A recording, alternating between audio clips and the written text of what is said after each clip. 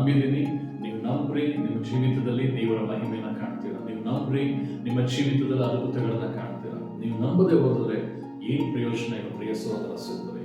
ಯಾಕೆಂತಂದ್ರೆ ಕ್ರೈಸ್ತನ ಜೀವಿತ ಅನ್ನೋದು ನಂಬಿಕೆಯಿಂದ ನಡೆಯಲ್ಪಡುವಂಥದ್ದು. ಇವತ್ತು ಕಣ್ಣಿಗೆ ಕಾಣುವಂಥದ್ದು ನಂಬೋದ್ರಿಂದ ಪ್ರಯೋಜನ ಇಲ್ಲ. ಬಟ್ ಆದ್ರೆ ಕಣ್ಣಿಗೆ ಕಾಣದಲ್ಲಿರುವಂಥದ್ದು ಪರಲೋಕವನ್ನು ನಾವು ದೃಷ್ಟಿಸಿ ನೋಡಬೇಕು. ಯೇಸು ಕ್ರಿಸ್ತನ ದೃಷ್ಟಿಸಿ ನೋಡಬೇಕು.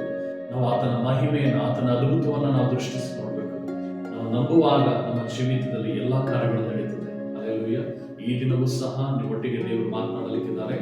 1 ಸಾಮುವೇಲ 1ನೇ ಅಧ್ಯಾಯ 17ನೇ ವಚನದಲ್ಲಿ, ಸಮಾಧಾನದಿಂದ ಹೋಗು, ಇಸ್ರಾಯೇಲ್ ದೇವರು ನಿನ್ನ ಪ್ರಾರ್ಥನೆಯನ್ನು ನೆರವೇರಿಸಲಿ. ಹಲ್ಲೆಲೂಯಾ.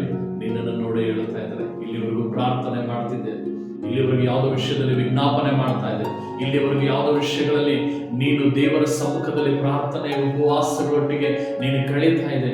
ಕರ್ತನ ಹೇಳ್ತಾ ಇದ್ದಾನೆ, ಇವತ್ತು ಸಮಾಧಾನದಿಂದ ಇರು, ಸಮಾಧಾನದಿಂದ ಹೋಗು. ನಿನ್ನ ಪ್ರಾರ್ಥನೆಯನ್ನ ದೇವರು, ಇಸ್ರಾಯೇಲರ ದೇವರು ಆ ಒಂದು ಐಗುಪ್ತ ದೇಶದಿಂದ ಹೊರಗಡೆ ತಂದಂತ ಮಹತ್ತಾದ ಕಾರ್ಯಗಳನ್ನ ಮಾಡಿ ಕರೆತಂದಂತ ಆ ಕಾನಾನ್ ದೇಶಕ್ಕೆ ಸೇರಿಸುವಾಗ ಬಂದಂತ ಎಷ್ಟೋ ಒಂದು ವಿರುದ್ಧತ್ವಗಳನ್ನ, ಎಷ್ಟೋ ರಾಜ್ಯಗಳನ್ನ, ಎಷ್ಟೋ ದುಷ್ಟ ಜನಗಳನ್ನ ದೇವರು ನಿರ್ಮೂಲನೆ ಮಾಡಿ ಅವ್ರನ್ನ ಕಾನಾನ್ ದೇಶಕ್ಕೆ ಸೇರಿಸಿದ ಅದೇ ಇಸ್ರಾಯೇಲ್ ದೇವರು ಹೇಳ್ತಾ ಇದ್ದಾನೆ, ಸಮಾಧಾನದಿಂದ ಹೋಗು. ನಿನ್ನ ಪ್ರಾರ್ಥನೆ, ನಿನ್ನ ವಿಜ್ಞಾಪನೆ ಎಲ್ಲವನ್ನ ದೇವರು ನೆರವೇರಿಸಿದ್ದಾನೆ. Hallelujah, hallelujah. ನೋಡ್ರಿ, ಇಲ್ಲಿ ಮುಖ್ಯವಾಗಿ ನಾವು ಏನ್ ಮಾಡ್ಬೇಕು ಅಂತಂದ್ರೆ, ಅಂದಳಿದ್ದಾಳೆ, ಅಂದಳು ತನ್ನ ಹೃದಯವನ್ನ ಗಾಯಪಟ್ಟಂತ ಪರಿಸ್ಥಿತಿ ಇರಬೇಕಾದಾಗ, ತನಗೆ ಒಂದು ಮಗು ಇಲ್ಲ, ಬಹಳ ವರ್ಷಗಳಿಂದ ಆಕೆ ಬಂಚೆಯಲ್ಲಿ ಒಂದು ನೋವನ್ನು ಅನುಭವಿಸ್ತಾ ಇದ್ದಾಳೆ. ಆದರೆ ಅವಳ ವಿಜ್ಞಾಪನೆ ಪ್ರತಿದಿನ ಮಾಡ್ತಾ ಇದ್ದಾಳೆ. ಆದ್ರೆ ಒಂದು ದಿನ ಬಂತು, ಅವಳ ಪ್ರಾರ್ಥನೆಗೆ ದೇವರು ಉತ್ತರವನ್ನು ಕೊಡ್ತಾರೆ. ಹಲ್ಲೆಲೂಯಾ. ಆ ಅಂದಳಿಗೆ ಹುಟ್ಟುವಂತ ಮಗುವೆ ಸಾಮುವೇಲ ಆಗಿರ್ತಾನೆ. ಆ ಸಾಮುವೇಲನ ಮೂಲಕವಾಗಿ ದೇವರ ಅರಸರುಗಳನ್ನ ಎಬ್ಬಿಸ್ತಾರೆ. ಆತನ ಮೂಲಕವಾಗಿ ಒಂದು ಮಾತನ್ನು ಸಹ ಬಿದ್ದೋಗಲಿಕ್ಕೆ ಬಿಡೋದಿಲ್ಲ, ಎಲ್ಲಾ ಮಾತುಗಳನ್ನ ನೆರವೇರಿಸ್ತಾರೆ. ಪ್ರಿಯ ಸಹೋದರ ಸಹೋದರಿ, ಇಂದು ನೀನು ಸಮಾಧಾನದಿಂದ ಇರು, ಇಂದು ನೀನು ಸಮಾಧಾನದಿಂದ ಹೋಗು, ಇಂದು ನೀನು ಸಮಾಧಾನದಿಂದ ನೀನು ನೆಲೆಯಾಗು. ಕರ್ತನ ಹೇಳ್ತಾ ಇದ್ದಾನೆ, ನಿನ್ನ ಪ್ರಾರ್ಥನೆಯನ್ನ ದೇವರು ನೆರವೇರಿಸಿದ್ದಾನೆ. ಹಲ್ಲೆಲೂಯಾ. ಇವತ್ತು ದೇವರು ನೀನು ಈ ವಾಕ್ಯವನ್ನು ನಂಬುವುದಾದರೆ ನಿನ್ನ ಜೀವಿತದಲ್ಲಿ ದೇವರು ದೊಡ್ಡ ಕಾರ್ಯಗಳನ್ನ ಮಾಡಲಿಕ್ಕಿದ್ದಾನೆ. ನೀನು ನಂಬಬೇಕು ವಾಕ್ಯಗಳನ್ನ.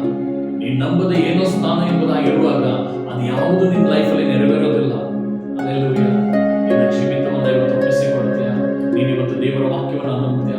ಇವತ್ತು ದೇವರೆಲ್ಲ ನಿನ್ನ ಪ್ರಾರ್ಥನೆ ವಿಜ್ಞಾಪನೆಗಳನ್ನ ದೇವರು ಕೇಳಿದಾನೆ ಎಂಬುದಾಗಿ ಇವತ್ತು ನಿಮ್ಮ ಹೃದಯದ ಮೇಲೆ ಕೈ ಇಟ್ಟು ಪ್ರಾರ್ಥನೆ ಮಾಡ್ರಿ. ಇನ್ನು ಏನಾದರೂ ನೀವು ಒಪ್ಪಿಸಿಕೊಡುವುದಾದರೆ ಆ ಪ್ರಾರ್ಥನೆಯನ್ನ ದೇವರ ಮುಂದೆ ಹೇಳ್ರಿ. ದೇವರು ಅದನ್ನು ನೆರವೇರಿಸಲಿಕ್ಕಿದ್ದಾನೆ. ಕರ್ತನೇ ಸ್ತೋತ್ರ ಸ್ವಾಮಿ. ಯಾರೆಲ್ಲ ದೇವರ ತಮ್ಮ ಹೃದಯಗಳ ಮೇಲೆ ಕೈಗಳನ್ನು ಇಟ್ಟುಕೊಂಡು ದೇವರೇ ಪ್ರಾರ್ಥನೆಗಳನ್ನ ಮಾಡ್ತಾ ಇದ್ದಾರೋ, ದೇವರೇ ಅವರ ಜೀವಿತದಲ್ಲಿ ಇಷ್ಟು ವರ್ಷಗಳು, ಇಷ್ಟು ತಿಂಗಳುಗಳು, ಇಷ್ಟು ದಿವಸಗಳು ಏನೆಲ್ಲ ವಿಜ್ಞಾಪನೆಗಳನ್ನ, ಪ್ರಾರ್ಥನೆಗಳನ್ನ ದೇವರೇ ನಿನ್ನ ಮುಂಭಾಗದಲ್ಲಿ ಮಾಡ್ತಾ ಇದ್ರು, ಅದೆಲ್ಲವನ್ನ ರಾಜ ಈ ಕ್ಷಣವೇ ಅದನ್ನ ನೆರವೇರಿಸು ಸ್ವಾಮಿ. ದೇವರೇ ಅವರ ವಿಜ್ಞಾಪನೆಗಳನ್ನ ನೆರವೇರಿಸು ಸ್ವಾಮಿ.